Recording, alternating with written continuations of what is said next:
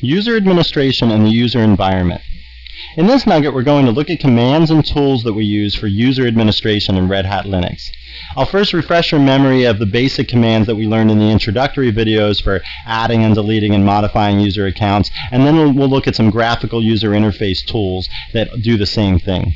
And then finally, we'll talk about the user environment, and specifically the bash environment and the configuration files that bash uses to set up your user environment. So let's get to work.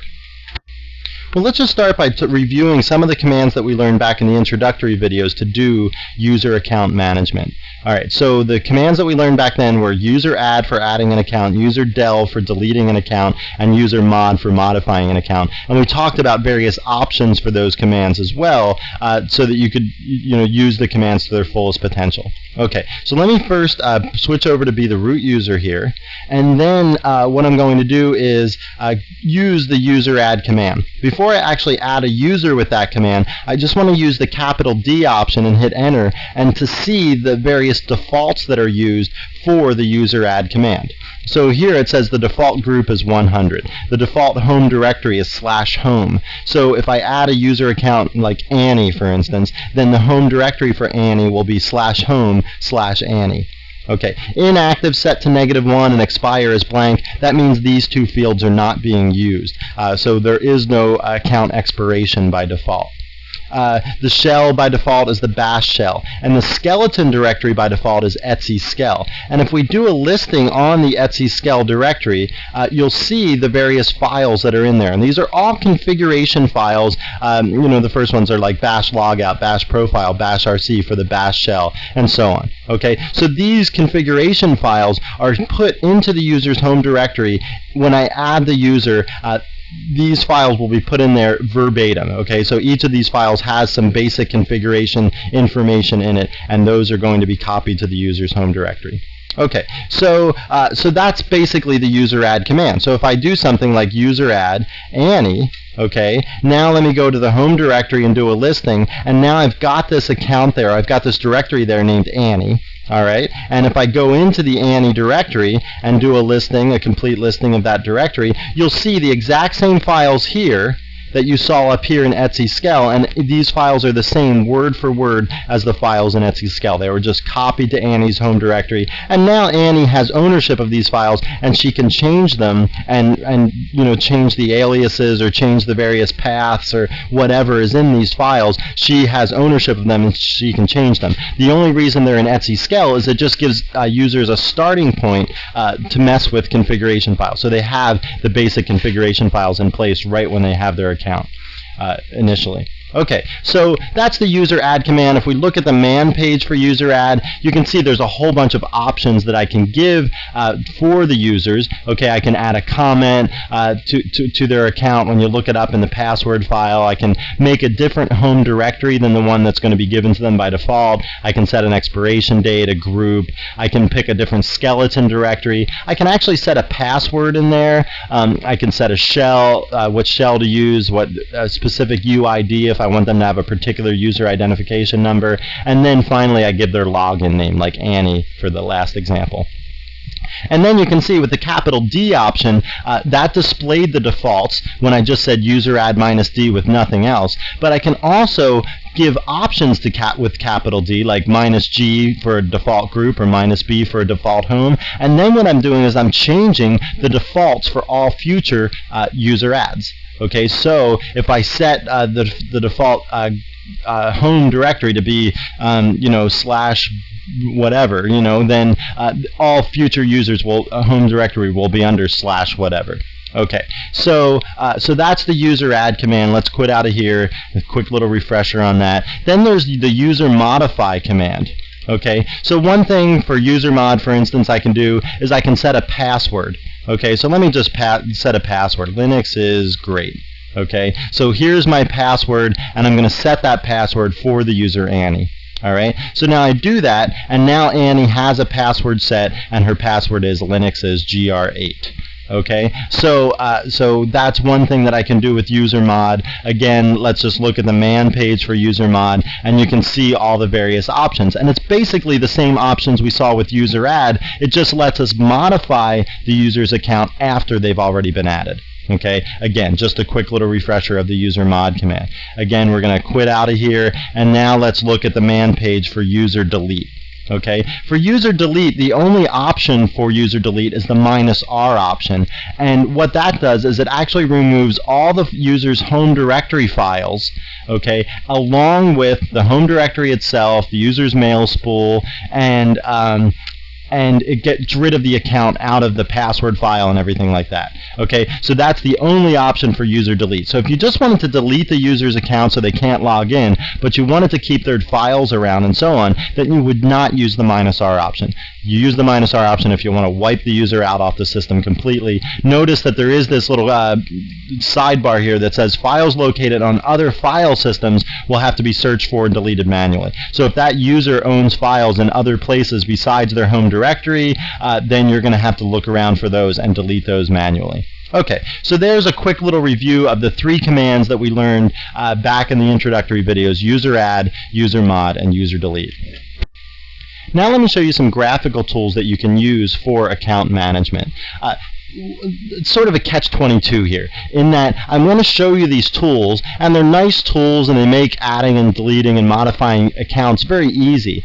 But it's a danger, because by showing you these tools, I don't want you to wipe out of your mind all of these commands that you've learned to do account management, like user add, user delete, user modify, and more commands that we learned back in the introductory videos to mess with groups and so on.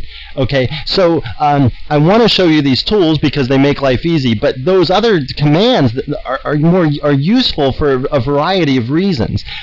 Those commands you can put into shell scripts, so you can automate the process of adding a whole bunch of users or something like that. Those commands will work even if a windowing system isn't working on your machine. So if X Windows isn't working on your machine right now, you can still do account management with those command line tools, but you will not be able to use these GUIs that I'm showing you if there's no windowing system working on your system. Okay, so that being said, I'm still going to show you these graphical tools because I think they're nice, but keep those other commands sort of fresh in your mind because they are useful in certain situations. Okay, let me show you the first tool here, and that one's a Red Hat config users is how you get to that tool. Okay, and this is going to bring up a window with all the information about the users on the system. Okay, now you can see right now there's only 2 accounts, the Perry account and the Annie account. You can see the primary group for each of these users is a group by their own name. Remember that Red Hat uses what's called user private groups by default. We talked about those in the introductory videos, and we'll talk about them more in these videos too, just not right now. Okay, so if I want to add another user to the system using this graphical tool, I just simply go to Add User, click on that, and now I get this dialog box and I just fill this stuff in. Okay, so let's add a new user to my system. All right, we're going to add, the username is Charles, and the full name is Charles Barkley. Okay. So there's my new user account. I can fill in a password for Charles. And notice it comes up with stars so nobody can see it over my shoulder. The login shell is set to bash. It's going to, this is checked, so it's going to create a home directory named Home Charles. That's going to create a private group for the user Charles, and that's it. Okay, I don't want to specify a user ID manually. I'll just use the next user ID in line, and it should come up to be 502. Since I'm 500 and Annie's 501, Charles should turn out to be 502. Okay, so I'm going to say OK here. And now the user account Charles is created. You can see his full name's Charles Barkley. The home directory is Home Charles. Okay, so that account's been created. More than just this account being created, the same thing happened when I did user add with Annie. /home/Charles contains those configuration files that are in the /etc/skell directory. So just because I didn't use user add directly doesn't mean that the added features of user add didn't happen. All this tool does, all this graphical tool does, is call user add under the scenes and gets the account created. Okay, and so all the things that user add does sort of by default, this tool does by default as well. Okay, so the new account Charles is created, and Charles can now log in, and he'll have that set of configuration files in his home directory. Now notice this Annie user here does not have a full name set, because I didn't do that. When I typed user add before, I just said user add Annie, and it gave her a user ID, it set up her home directory and some stuff like that, but it did not give her a full name by default. Okay, so I can give Annie a full name using this tool. If I just highlight Annie, double click on this line, anywhere on this line, you'll see the whole line highlights, and now this properties box up here, I can check on that, and now I get another dialog box where I can add information for the user Annie. So under full name here, I can type Annie's full name, Annie Hall, okay, and I'm going to say OK. And now you can see Annie Hall shows up in the full name field of this user Annie. Okay, so managing users with this graphical tool is that simple. Okay, if we go over to groups, you can see the different groups on our system. And basically there's 3 groups set up, the Perry group, the Annie group, and the Charles group. These user private groups are set up for each of the users by default. Okay, so that's it basically. The Red Hat User Manager makes adding and modifying and deleting user accounts that simple. One thing is if I want to delete a user account with the Red Hat User Manager, I can highlight the field and then I can click on delete to delete the account. One thing that the User Manager does not do is delete the user's home directory and things like that. Remember, if we wanted to do that with the user del command for user delete, we would have to say user delete -r Charles. Okay, that would delete Charles's account and would also delete all the files and directories in /home/Charles. There's no way to do that in this graphical tool. So that's one of the reasons I said that the command line tools are better, because they're more comprehensive. All the options are available to you from the command line, and they might not be available to you in a graphical user interface depending on how it's built. And the way that this one is built, you cannot delete all the directories and files in the user's home directory when you click on delete. Okay, so that's just a word about this. But otherwise, this tool is very simple for adding, modifying, and deleting user accounts. Okay, now I want to show you another tool, another graphical tool that you can use for account management, and this is the Webmin tool that we installed when we were doing the Red Hat package management video. And so in that video we installed Webmin, but we didn't really use it, and now we're going to actually use Webmin for a particular purpose, and that purpose is to do account management. Remember, you get into Webmin by opening up a web browser and then typing in your local machine name followed by :10,000. Okay, the local machine name in my case is Nugget, and I've already got this in my history, Nugget 10,000. Notice also I've switched over to use the Conqueror web browser instead of Mozilla. A friend of mine really likes Conqueror and was telling me some stuff about it, so I decided to just switch over to it and use this temporarily. Okay, so now we get into the Webmin screen. I'm going to log on as root and type the root password here. Okay, and now oops, I typed it incorrectly. There we go. And now I'm in the Webmin interface. Now if I want to do user account management, I go up here to the System tab, and then under there, if I scroll down, I can see this thing, Users and Groups. Okay, so I click on that. Now what happens is all the local users on the system are listed here in this interface. Okay, notice how many users are coming up here. And then you scroll down, there's tons and tons of users in addition to the ones that we created, Perry, Annie, and Charles. Okay, so those accounts are what are called normal user accounts. These other accounts that are in here are what are called system user accounts or special user accounts. Anything with a user ID of under 100 is a system user account, and they're not for normal users to log into. They're privileged accounts in some way. Okay, the Red Hat config users tool that we just used 2 minutes ago for account management does not display system user accounts by default. It can if you go up under preferences and set it so that it will display all user accounts on the system, but by default it only displays the normal user accounts like Perry, Annie, and Charles. Okay, this interface displays them all by default. Alright, so if we want to create a new user, under this whole list of users, there's this link, Create New User. We can go in and create a new user. It brings up another web page. We type in the username. Let's use the username Dennis. The real name is Dennis T. Menace.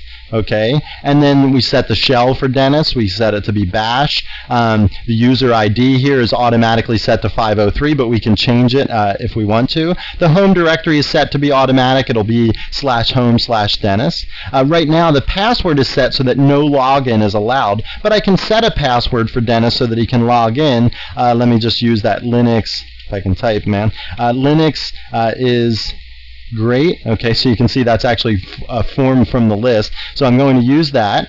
And then down here, I can set options for the password. So, you know, an expiration date for the password, the minimum number of days, maximum number of days that the password can be alive, that sort of thing.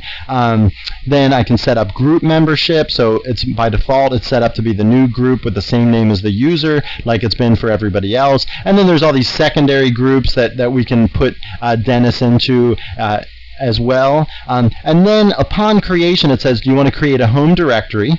Okay. Do you want to copy files to the home directory, like from RHCE CBT? And then this other thing is a webmin question. Do you want to create the user in other modules as well? So webmin manages all sorts of things. It manages you know, user accounts. It's going to manage web-based, like web servers and the Samba clients and things like that. And if you want to create this user in all those other webmin modules, then you can click yes. We'll just leave that on as yes, and then we'll just click on create to create this user account. We'll talk more about what those other webmin modules are as we move on through the video series. Whenever I show you how to do a particular thing in Linux, I'll also show you how to do the webmin version of that when I think it's useful. Okay, so now here's our local users, again, listed out in webmin. And now you can see that Dennis has been added with the user ID 503 and his full name Dennis T. Menace. The directory is home Dennis, and the shell has been bash. Okay, so fine. Webmin versus the Red Hat config users tool, 6 of one, half dozen of the other. Here's why I think Webmin is a cool tool. It's for this particular item here. Okay, so create, modify, and delete users from a batch file. Let's click on that link. So what Webmin gives you the ability to do is to create this text file. Okay, and this text file, what it can do is you can put in this text file, you can create a whole bunch of user accounts at once. You can modify a bunch of accounts or delete a bunch of accounts all at once. And what you have to do is create a line in the file. Each line is going to do either a create, a modify, or a delete. You start the line with one of those three keywords, create, modify, or delete, and then you put a colon separated list of the various things that you want to set when you create an account. So if I wanted to create that Dennis account, I would say create Dennis, the password that I set, Linux is great, the user ID of like 503, the group ID, his real name, the home directory, and so on. And I can create this text file for all the different users that I want to create on the system.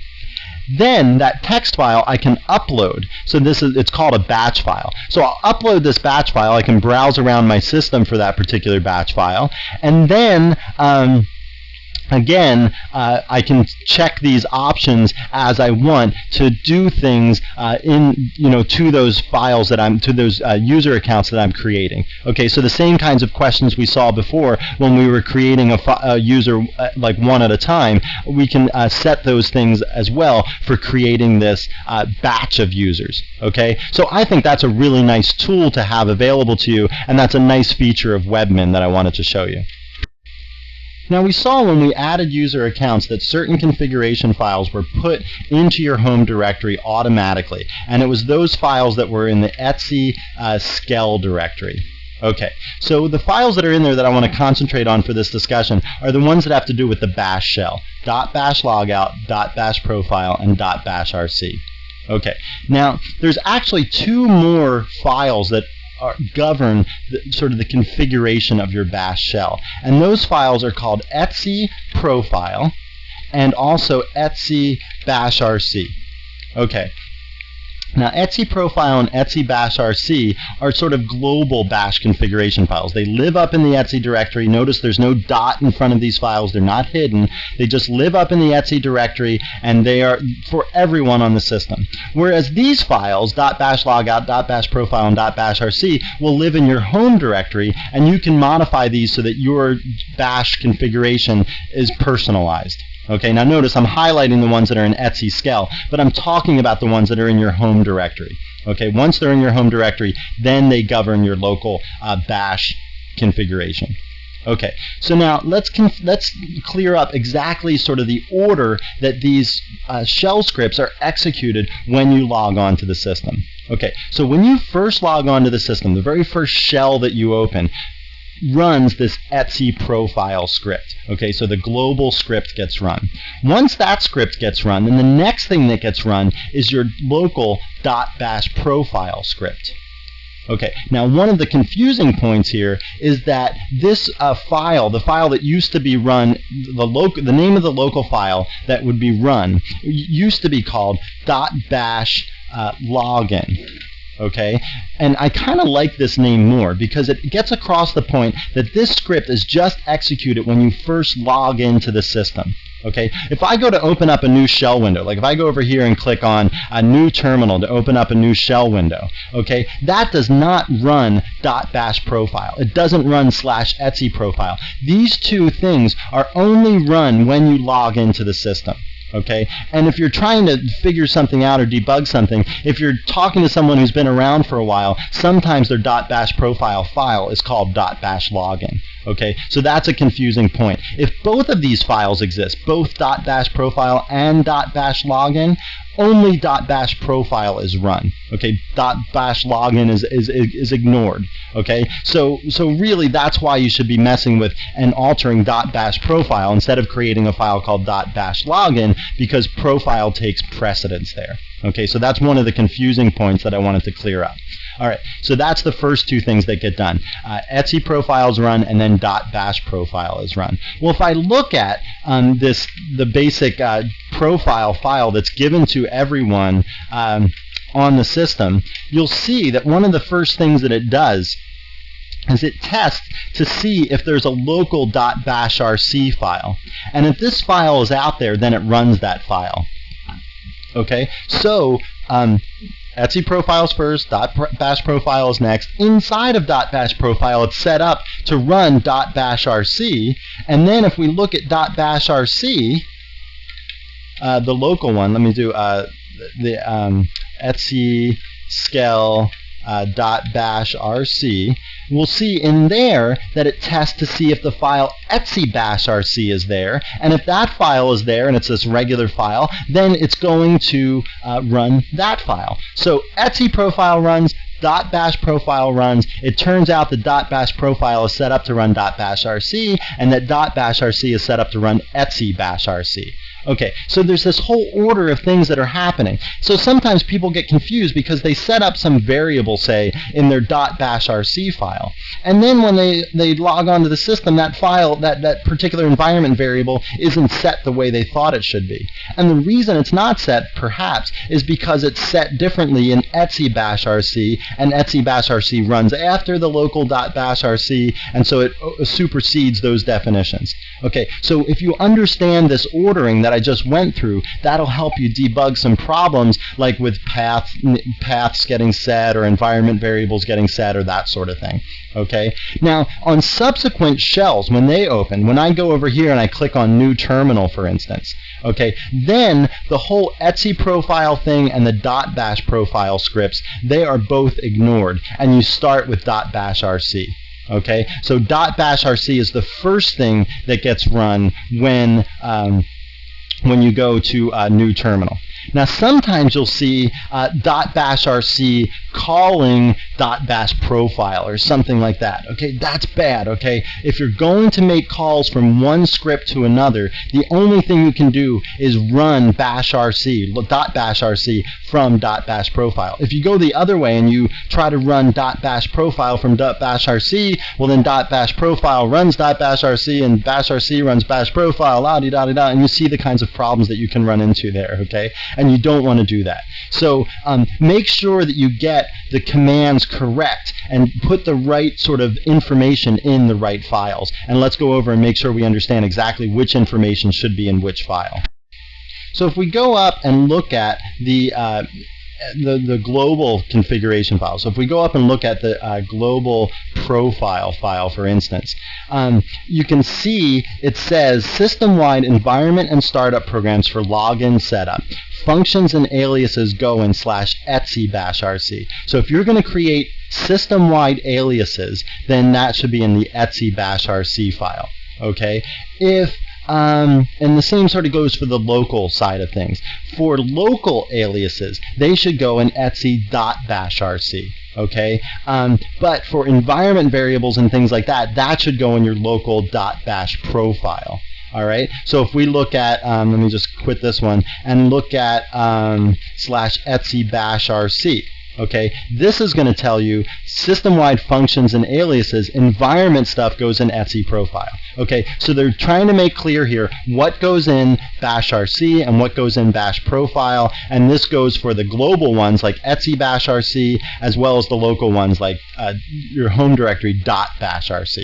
Okay, so if you get that straight and you understand the order of these things that these things go on in, then it's going to be easier for you to track down problems that you're having with things like your path and environment variables. All right, well, it's time to wrap up our nugget on user administration and the user environment. First, we talked about user administration in Linux, and we talked about the commands user add, user delete, and user modify, which we actually learned back in the introductory videos. And I just refreshed your memory how those commands basically work. And you can look up in the info pages or the man pages if you need information about specific options for these particular commands.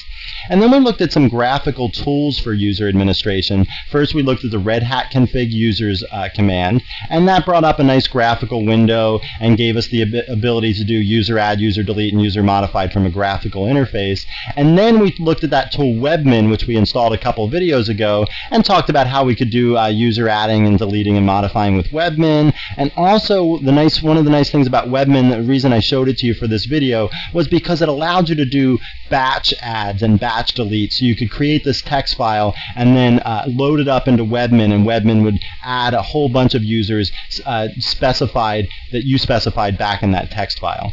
And finally, we just talked about the user environment, specifically relating to bash and the bash configuration files that you have both in your home directory and the global ones that are located up in the etc directory. And I tried to help you understand the order that these configuration files are executed in when you log onto the system and when you open subsequent shells. Well, I hope you found this nugget informative, and thanks for watching.